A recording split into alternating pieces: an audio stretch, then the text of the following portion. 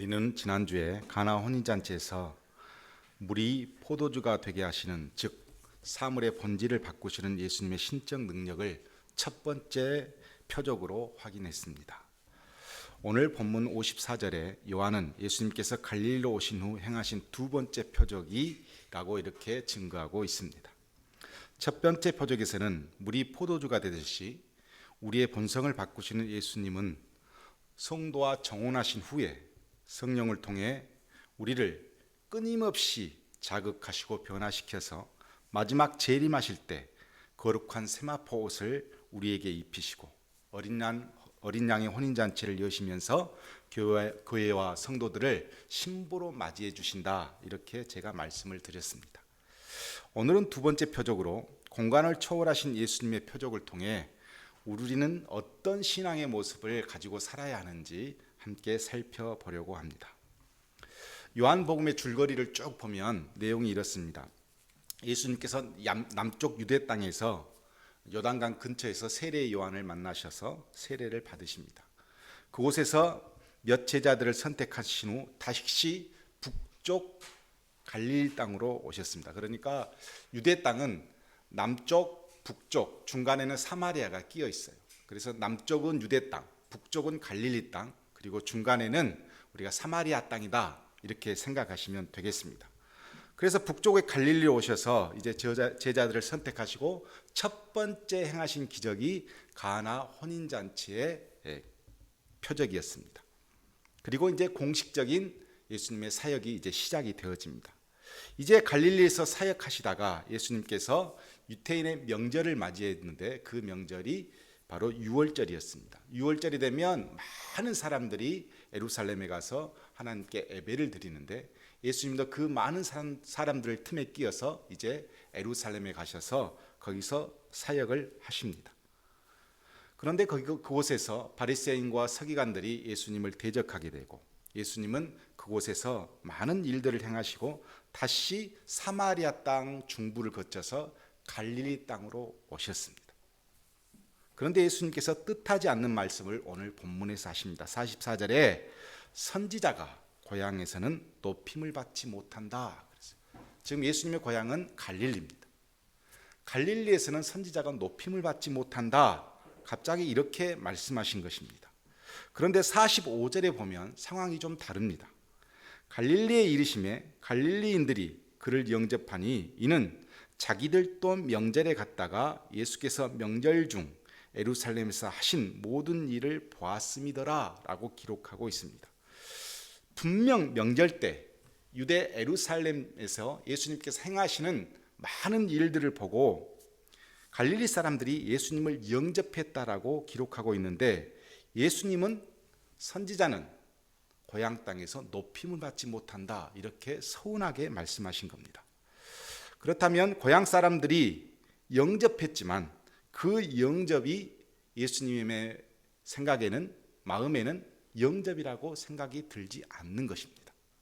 아마도 그것은 예수님의 입장에서 보면 갈릴리 사람들의 영접은 영접이 아니라 이렇게 말씀하신 것과 같습니다. 사람들 보기에는 분명히 예수님을 영접했지만 예수님 입장에서 보면 지금 이것은 영접이 아니라는 겁니다. 그렇다면 과연 무엇 때문에 예수님은 영접이 아니라고 보았을까라고 추적해 보면 유대 땅에서 행하신 예수님의 일들 때문에 이런 예수님의 생각들을 우리는 읽어낼 수 있습니다.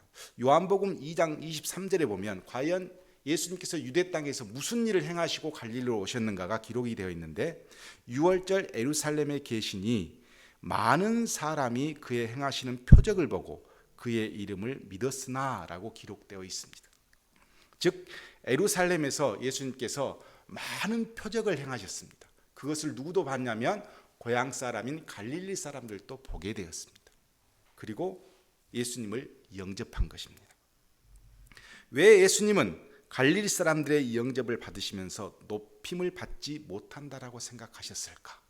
그것은 예수님께서는 표적을 분명히 행하셨고 이 표적을 통해서 당신이 하나님의 아들이라는 것과, 그리고 이 표적은 그 어떤 것을 상징하고 있다는 것을 자꾸 보여주는데 이것을 받는 많은 유대인들과 갈릴리 사람들은 이걸 기적으로 받고 그냥 영접하려고 하는 거예요.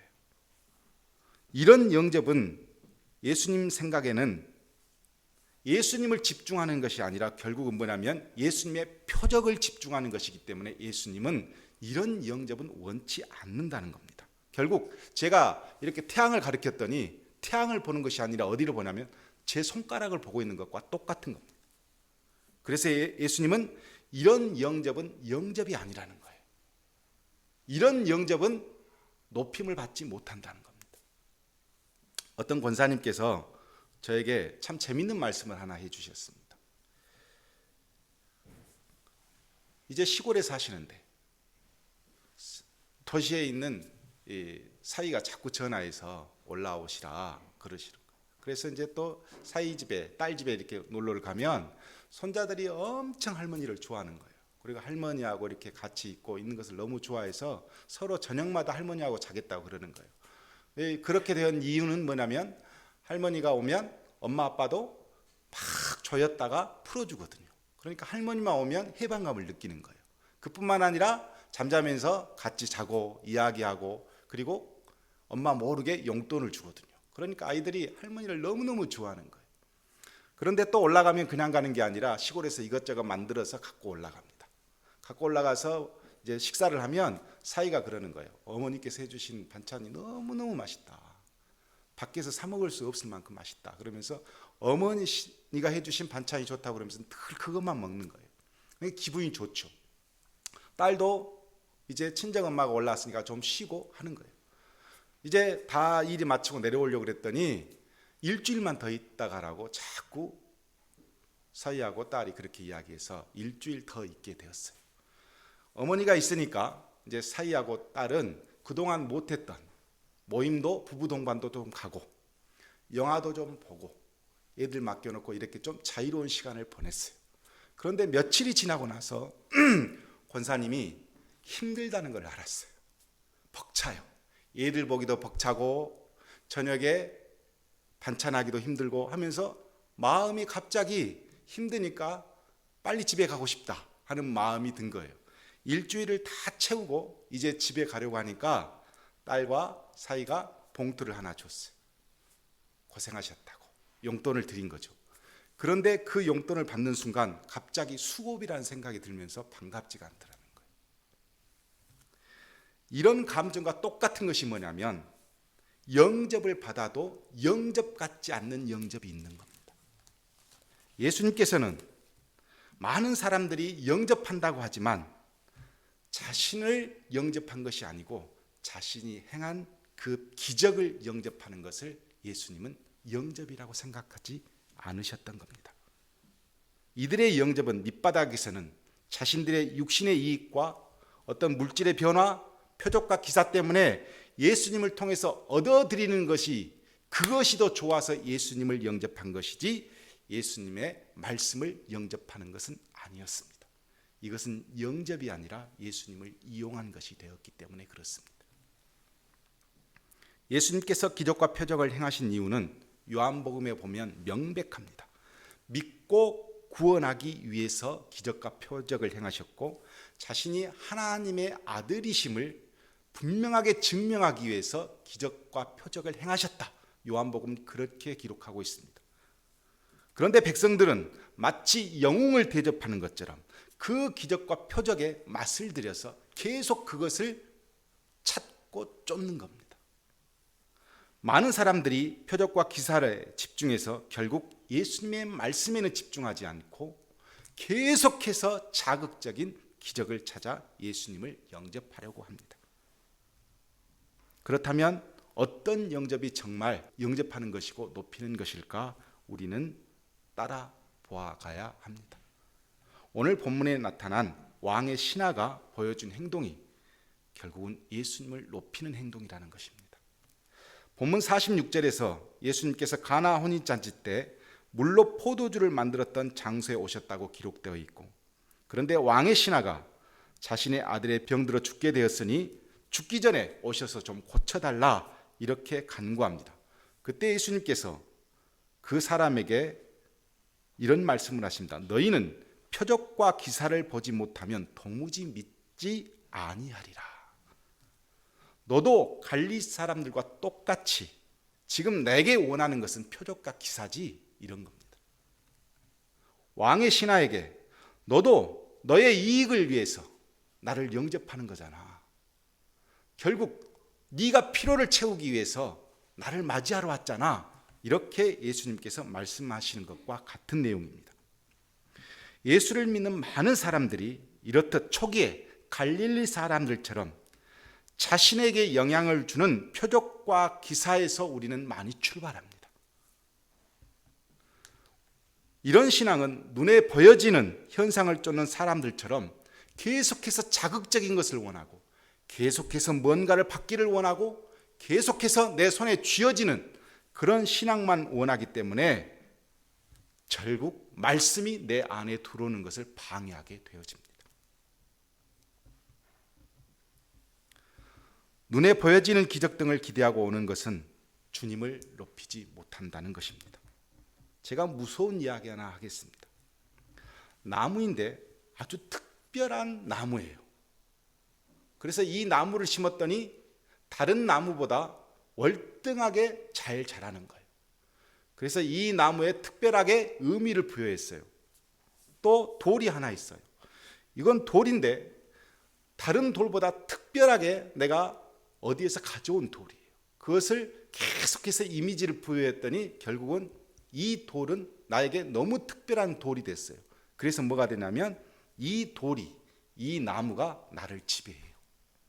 이게 뭐냐면 우상이라는 겁니다. 내가 만들고 내가 이미지를 부여한 것이 나를 지배해요. 그러면 이게 우상이 되는 겁니다. 세상의 많은 종교는 대부분이 자기 욕망과 소원을 성취하기 위해서 신을 섬기게 되어 있습니다. 그래서 종교학자들이 뭐라고 말을 하냐면 신은 인간의 만족과 욕망의 성취를 위해 탄생되었다 그래요. 우상이 어떻게 만들어졌냐면 내 욕망을 그리고 내 만족을 위해서 어떤 대상을 만들어 놓고 그것을 이미지화해서 결국은 신을 만들어낸 것이 인간이었습니다. 그리스도인들은 어떻습니까? 내가 나를 위한 나만의 하나님의 형상을 만들었습니까? 내 욕망을 만족하고 성취하기 위해서 예수님을 여러분이 믿고 있습니까? 그렇다면 여러분은 우상을 섬기고 있는 겁니다. 우리가 예수를 믿는다는 것은 자신의 능력을 부인하고 자신의 뜻을 부인하고 자신의 삶을 부인하고 하나님의 뜻과 하나님의 나라를 위해서 내가 가지고 있는 모든 것을 포기하는 것이 그리스도입니다. 나만을 위해서 무엇인가 채워넣으려고 하는 순간 그것으로 절대 하나님을 높이지 못한다는 겁니다.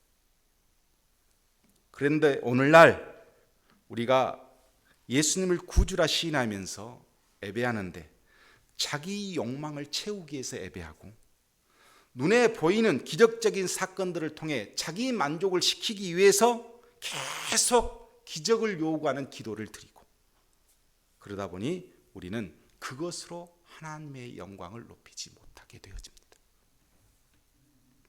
예수님은 이런 서운한 마음을 가지고 50절에 왕의 신하에게 이렇게 말씀하셨습니다. 가라, 내 아들이 살아있다. 이렇게 말씀하셨습니다. 너도 갈릴리 사람들처럼 너의 만족과 편의를 위해서 나를 찾아왔느냐? 나를 영접하고 나를 높이려면 어떻게 해야 하는지 가르쳐 줄게 라고 선포하신 것이 뭐냐면 그냥 가라, 내 아들이 살아있다, 이것이었습니다. 이 신하는 예수님의 선포하신 말씀을 믿고 돌아갔습니다. 그리고 자신의 아들이 예수님께서 말씀하신 그 시점에 병이 나았다는 것을 알게 되었습니다. 그리고 온 가족이 예수님을 믿게 되었습니다. 그렇다면 왕의 신하는 무엇을 믿었습니까? 지금 나에게 나타난 표적과 기사를 믿고 돌아간 것이 아니라 예수님의 말씀을 믿고 돌아갔습니다. 그랬더니 표적과 기사를 체험하게 되었습니다. 우리의 신앙에서 무엇이 먼저입니까? 기적이 먼저입니까? 말씀이 먼저입니까? 요한이 오늘 이 사건을 통해서 우리에게 전하고 싶어하는 표적의 의미는 공간을 초월하신 예수님을 믿는 믿음에서 어떤 일들이 벌어지는가를 우리에게 소개해 주고 있는 겁니다. 서로 다른 공간에 있지만 그것을 초월해서 자신에게 능력을 발휘할 수 있는 분이 바로 예수님이라는 겁니다. 지금 우리는 예수님과 서로 다른 공간에 있습니다. 요한계시록 4장과 5장에 보면 예수님은 어디에 계시냐면 하나님 우편에 계셔요. 우리는 이 땅에 있습니다. 결국은 엄청난 공간에 차이가 분명히 있습니다. 그러나 공간을 초월하신 예수님은 나의 일상에서 늘 동행하시고 그 능력을 행하실 수 있는 분이라는 것을 우리가 인식하고 있어야 한다는 것입니다. 그런 믿음을 가진 사람들이 체험하게 되어지는 일상적인 표적과 기사는 53절에 있습니다. 그의 아버지가 예수께서 내 아들이 살아있다 하신 말씀하신 그 때인 줄을 알고 자기와 그 온 집이 다 예수를 믿게 되어지는 역사가 벌어진 것입니다. 이것이 하나님을 높일 수 있습니다. 요한복음이 기록될 당시 예수님은 이미 승천하시고 무려 70년이라는 세월이 지났습니다. 70년이라는 세월이 지나 많은 그리스도인들이 예수를 믿었는데 로마 황제가 자신을 신으로 섬겨야지 예수를 신으로 섬긴다 해서 이 사람 저 사람을 핍박하고 황제가 바뀔 때마다 그 핍박의 정도는 심해졌습니다. 그래서 막 죽어가고 막 흩어지고 비극적인 삶을 맞이하게 되었습니다. 그때 예수를 믿는 많은 그리스도인들이 왜 우리가 이렇게 핍박받고 고통스러워하는데 우리 삶에서 예수님은 우리를 구해 주시지 않는가? 하나님은 어디 계시는가? 물음을 던질 수 있었습니다. 그때 요한은 이 표적과 기사를 통해서 비록 초월적인 공간에 계시는 예수님이시지만 그러나 우리에게 언제든지 능력을 행하실 수 있는 분이라는 것을 간접적으로 우리에게 시사하고 가르쳐주고 있는 것입니다. 그것을 믿고 의지하는 삶 가운데 하나님은 함께 하셔서 그들에게 은혜를 주시고 온 집안이 예수를 믿게 되었다는 그 설득력 있는 결과의 말씀이 우리에게 보이지는 않지만 먼 곳에 계시지만 함께 하시는 예수님의 능력을 믿는 사람들이 가지고 있는 결과라는 것을 요한은 우리에게 말씀하고 있는 겁니다. 여러분은 공간을 초월하신 예수님을 믿습니까? 80년대 가수 진시몬이 낯설은 아쉬움이라는 그 노래를 불렀어요. 근데 제가 어렸을 때 중고등학교 때 기도할 때마다 이 가사가 늘 내 머릿속에 남아 있어요. 그 가사가 뭐냐면 혼자 있어도 둘이라고 생각해요. 나는 아직도 그대를 사랑합니다. 그리울 때면 이 거리를 걸었어요. 그대 모습이 내 곁에 있는 것 같아. 기도할 때마다 늘 어렸을 때 생각나는 게 뭐냐면 혼자 있어도 둘이라고 생각해요. 혼자 있지만 공간을 초월하신 주님이 나와 함께 있다는 생각. 어떤 사람은 둘이 있어도 혼자 있다고 생각하는 사람도 있지만 공간 이입이 되지 않으니 그렇게 살 수밖에 없지만 그러나 우리는 혼자 있어도 주님이 함께 하신다는 늘 생각이 우리 머리 안에 있습니다.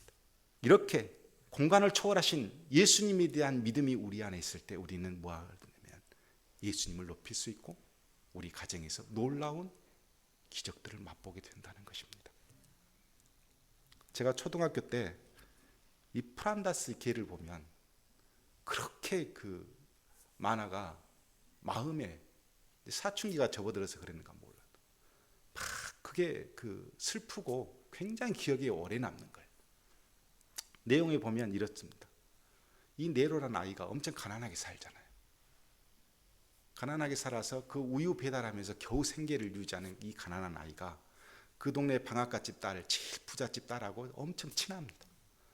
그런데 이 방앗갓집 아저씨는 그런 네로하고 이 딸이 교제하고 만나는 게 싫어요. 그래서 어느 날 이 딸 딸을 도시로 유학을 보내기로 결정을 해버린 거예요.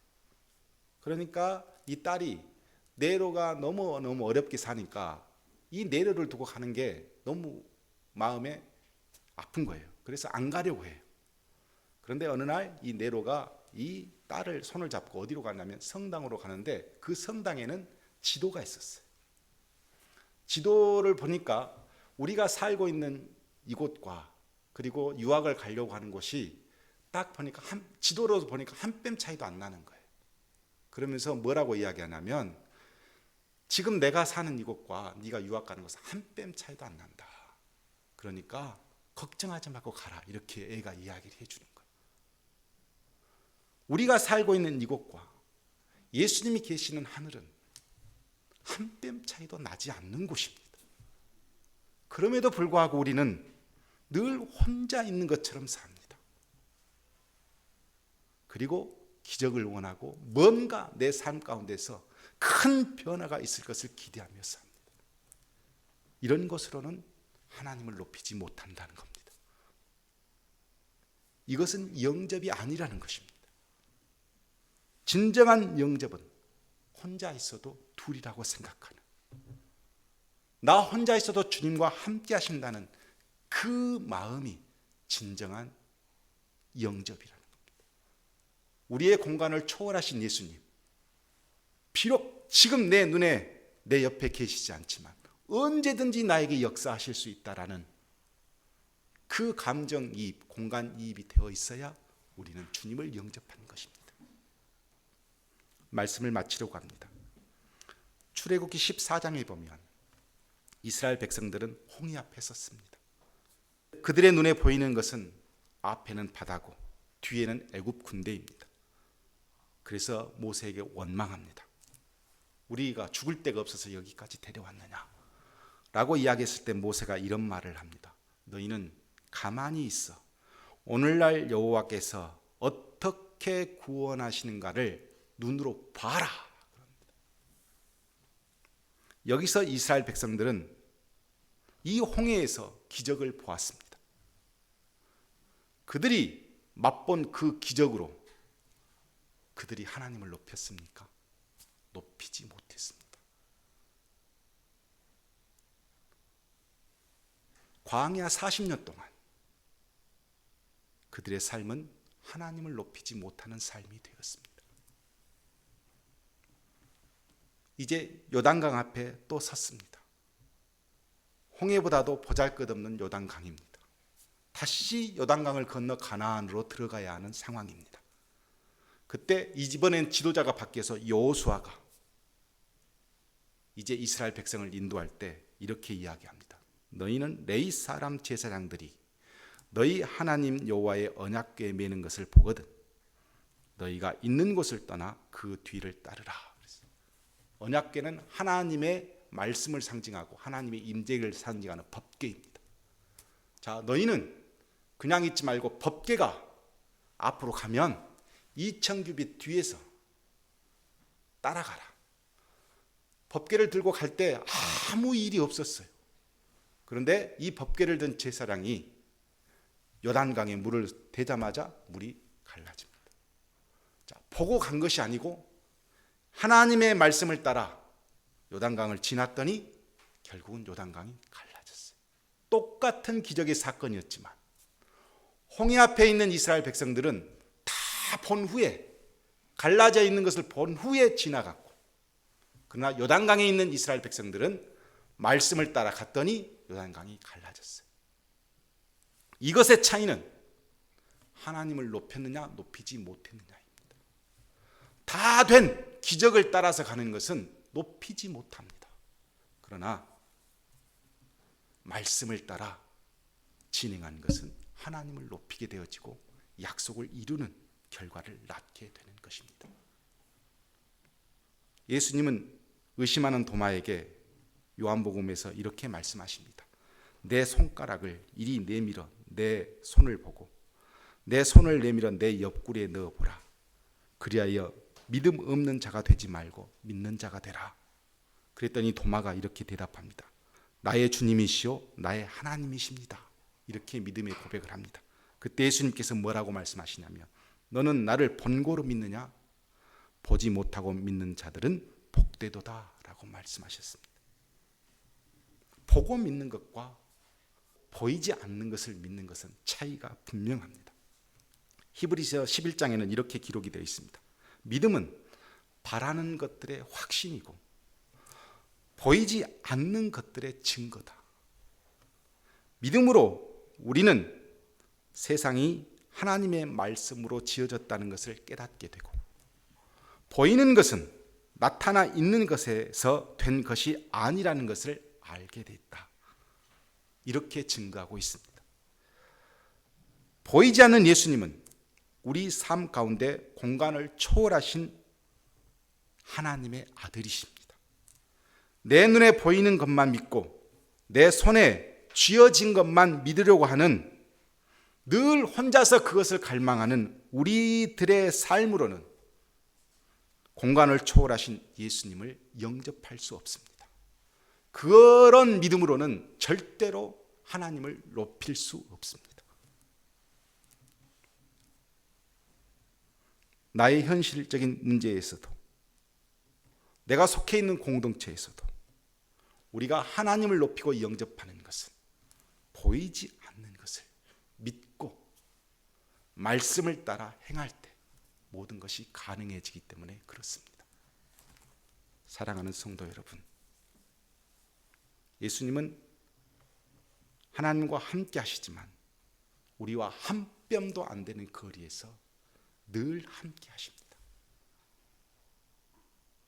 먼 곳에 있는 것이 아니라 영안을 보면 한 뼘도 안 되는 거리에 계시는 분이죠. 혼자 있어도 둘이라고 생각하는 우리들의 믿음 안에서 주님을 영접했을 때 우리는 진정한 참 하나님이 주시는 표적을 맛볼 수 있습니다. 자극적이고 내 손에 쥐어지고 내 눈에 확신을 주는 그 어떤 기적도 절대 하나님을 높이지 못합니다. 그것은 내 것이 되어버리고 말기 때문에 그렇습니다. 그러나 보이지 않고 내 손에 쥐어지지 않고 현실에서는 완전하지 않는 것처럼 보이는 그 예수님의 권능과 능력이 초월하신 그 하나님의 말씀이 내 안에 있을 때 우리는 진정한 하나님의 표적을 맛볼 수 있습니다. 그런 가정이 되고 교회가 되기를 주님의 이름으로 축복합니다.